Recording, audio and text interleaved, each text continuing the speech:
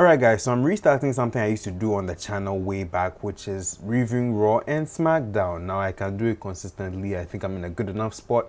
So be sure to tune in on Tuesdays and Saturdays for those. But hi, my name is Andy. I'm a wrestling fan from Ghana, West Africa. And if you like the content on this channel, then please do subscribe, hit that like button and the notification bell so that you're notified whenever I post a new video.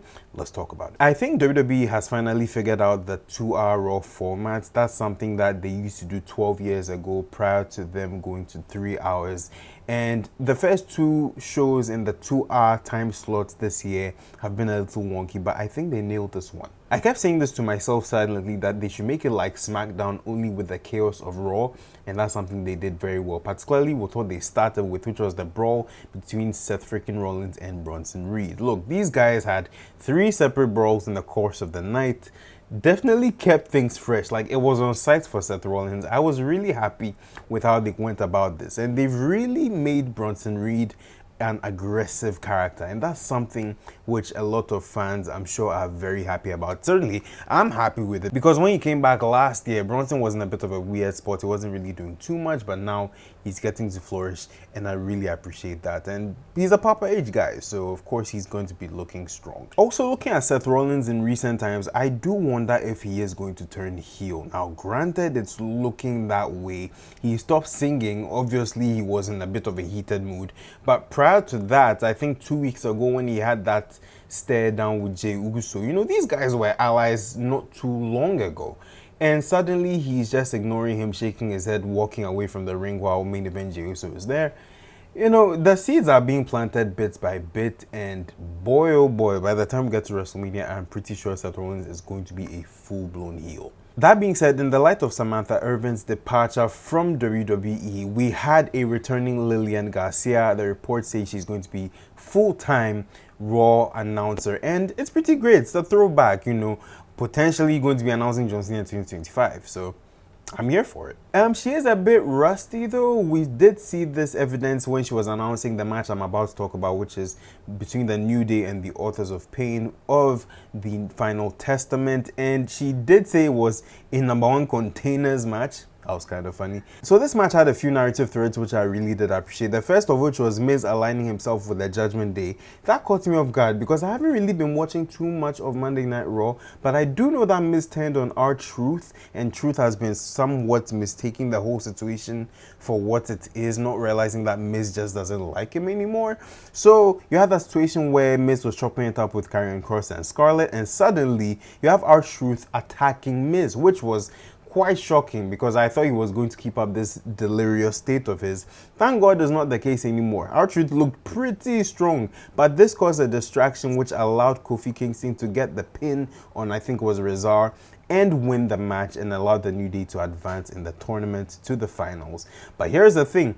R-Truth came into the ring to celebrate with the New Day. After the New Day left, R-Truth was still celebrating in the ring, got cornered by the Final Testament, and then attacked. Kofi Kingston tried to come and help R-Truth, but Xavier Woods pulled him away.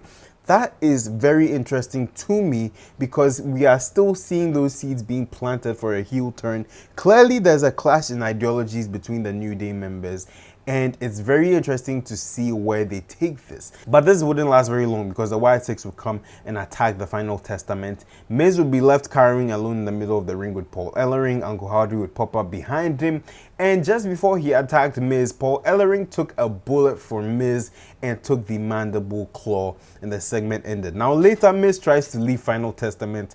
Karrion Kross and AOP corner him, and Miz is like, okay, I think they have come up with a plan. And Karrion is like, yeah, I side with you on that. So we will see where that goes. Then we had Damage Control taking on Raquel Rodriguez and Liv Morgan. They did have a setup for this earlier on in the show. Lillian Garcia also announced that Dominic was accompanying Raquel and Liv, but he was nowhere to be found. So I guess there was some miscommunication because she wouldn't just spill something like that out and not see them. Like, it's just not going to happen. It's an honest mistake, but it's not her fault. Lash Legend and Jakara Jackson were ringside. They have been working, those two girls. Shout outs to those Black Queens. Appreciate you guys. The match was pretty okay, but this match ended because of them. They got involved. Lash Legend and Jakara hit their finishes. I believe they're calling Lash Legend's finisher the Lash Extension, which Cool name for a cool finisher. Same for Jakara as well. Those two ladies are going to go really far in this business, and I cannot wait to see what they do. As if it could not get any worse for Liv and Raquel, Rhea Ripley showed up, packed up Liv, packed up Raquel, and even packed up Dominic Mysterio with prison locks. So a lot of people are saying that Rhea is OP. Come on, chill. It's Rhea bloody Ripley, okay? She's supposed to be that way. No one is complaining about Jacob Fatu being the way he is, okay?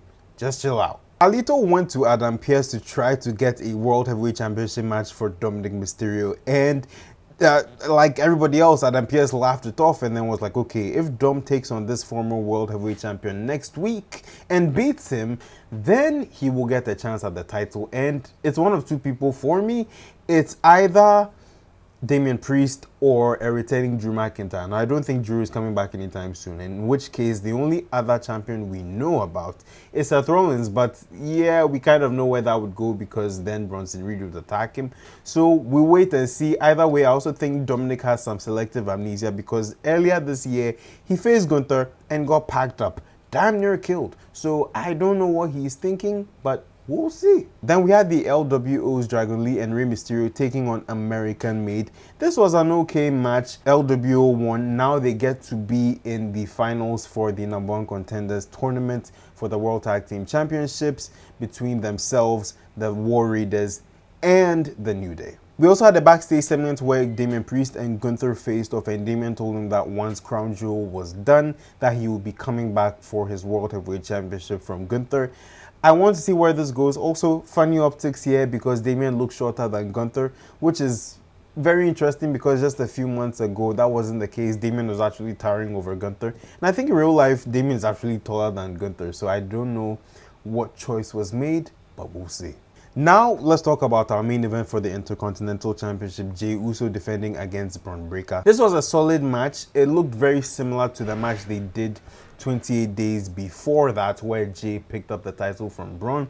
Only wrinkle in this was the addition of Solo Sikoa and Jacob Fatu, who came in through the bleachers. And I will say this, Solo is one of the funniest characters in WWE today. Solo came in with his ticket saying, I got tickets, yeet, I'm just here to support. Solo, man, I'm telling you, I know he gets a lot of flack. I'm glad everybody is seeing who he can be, but Solo is such a gifted performer, and I fear to see what he will be in a couple of years, but I'm very excited to see it. So Solo, keep going loose. The Tongans tried to get involved. They ate super kicks from Jey Uso. Then Solo and Jey came face to face, and this is where it gets very interesting because Solo tells Jey he's here to help him, then pushes Jey out of the way for Bron Breakker to spear Solo. So it's like he took a bullet for his brother. Very interesting turn of events. But then Bron Breakker gets hit with the splash and the spear and whatnot and kicks out of that from Jey.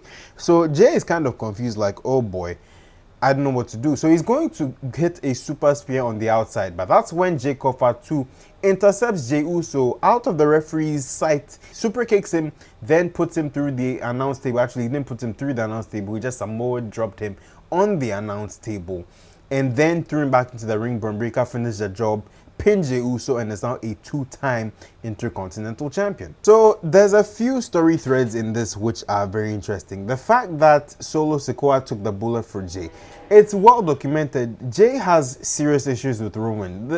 This goes to manipulation levels and whatnot. So you have to look out for that. But at the same time, Solo has been quite violent towards Jey.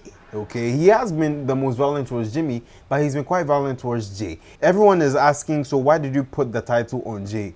Guys, relax, don't overblow this, okay? Jey had to lose something in order to get back into the Bloodline story. And the way things were going, Jey needed something to fight for.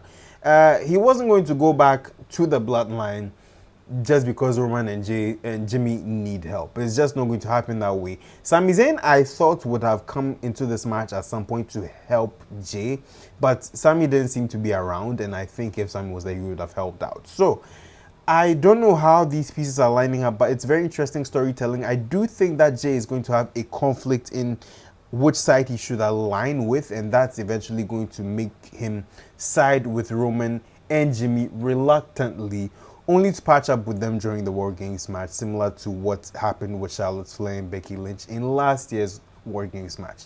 We'll see. But anyway, this was Monday Night Raw. I really enjoyed it. Can't wait to see what they do next anyway. Hope you enjoyed this video. Please make sure to like and subscribe to this channel. And I will see you guys very soon in another video. Till then, take care. My name is Andy. I'm signing out.